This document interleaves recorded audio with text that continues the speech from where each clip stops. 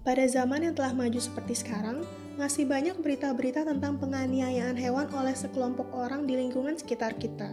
Departemen Layanan Hewan Malaysia mengungkapkan ada peningkatan hingga 30% terhadap kasus penyiksaan hewan. Lansir dari New Straits Times, pada Minggu 6 Oktober 2019, lebih dari 90% kasus penyiksaan hewan ini melibatkan anjing dan kucing. Kenapa hal ini bisa terjadi?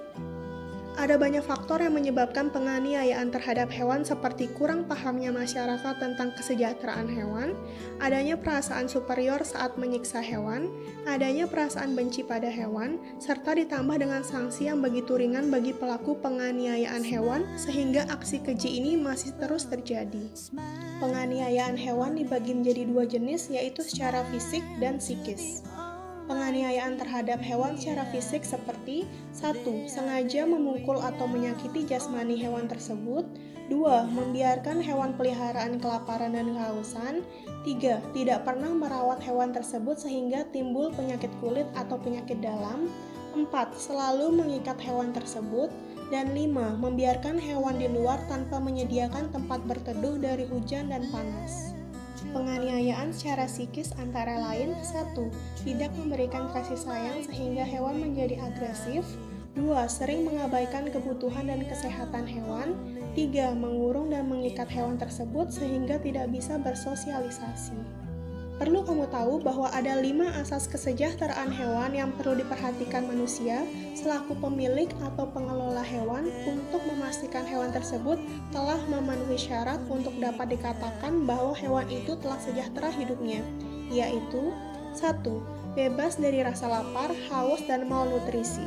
Yang kedua, bebas dari rasa sakit dan tidak nyaman. Yang ketiga, bebas dari rasa takut dan tertekan. Yang keempat, bebas dari rasa kesakitan, luka, dan penyakit. Yang kelima, bebas untuk mengekspresikan pola perilaku normalnya. Sejatinya kita sebagai manusia yang memiliki akal pikiran serta simpati mengetahui bahwa hewan merupakan makhluk ciptaan Tuhan yang sepatutnya dihargai keberadaannya. Manusia dan hewan memiliki hubungan sejak zaman batu. Buktinya adalah adanya fosil jasad manusia yang dikuburkan bersama seekor anjing yang ditemukan di Jerman. Pada awal-awal zaman, fungsi hewan dikhususkan peliharaan adalah untuk membantu pekerjaan manusia, seperti anjing untuk berburu, kerbau untuk menggarap sawah, dan kuda sebagai alat transportasi. Namun, seiring waktu berjalan, hubungan di antara manusia dan hewan peliharaan menjadi lebih kompleks dengan timbulnya hubungan emosional antara manusia dengan hewan. Hal ini terjadi pada zaman modern seperti sekarang, dengan hewan tidak dianggap lagi sebagai makhluk yang dapat diperlakukan dengan semena-mena. Namun, sampai sekarang masih saja ada manusia yang memperlakukan hewan dengan tidak pantas. Apapun itu motifnya, penganiayaan terhadap hewan tidak boleh dilakukan. Sekalipun penganiayaan terhadap hewan itu ringan, tetap harus dibuktikan secara hukum. Penganiayaan terhadap hewan menurut Undang-Undang Nomor 18 Tahun 2009, Pasal 66 Ayat 2C dalam penjelasannya menyebutkan bahwa penganiayaan hewan adalah tindakan untuk memperoleh kepuasan dan atau keuntungan dari hewan dengan memperlakukan hewan di luar batas kemampuan biologis dan fisiologis hewan. Sanksi bagi pelaku penganiayaan terhadap hewan diatur dalam pasal 302 KUHP yang berbunyi 1. Diancam dengan pidana penjara paling lama 3 bulan atau pidana denda paling banyak Rp4.500 karena melakukan penganiayaan ringan terhadap hewan.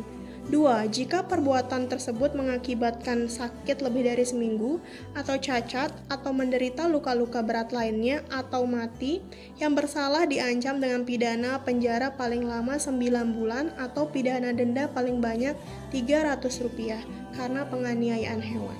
Yang ketiga, jika hewan itu milik yang bersalah, maka hewan tersebut akan dirampas. Untuk itu, marilah kita sebagai manusia yang memiliki akal dan budi pekerti untuk selalu menerapkan ajaran Trihitakarana dalam kasus ini, yaitu palemahan, di mana kita harus menjaga hubungan baik antara manusia dengan hewan untuk menciptakan kebahagiaan di dunia, yaitu kesejahteraan, hingga kebahagiaan tertinggi, yaitu moksa.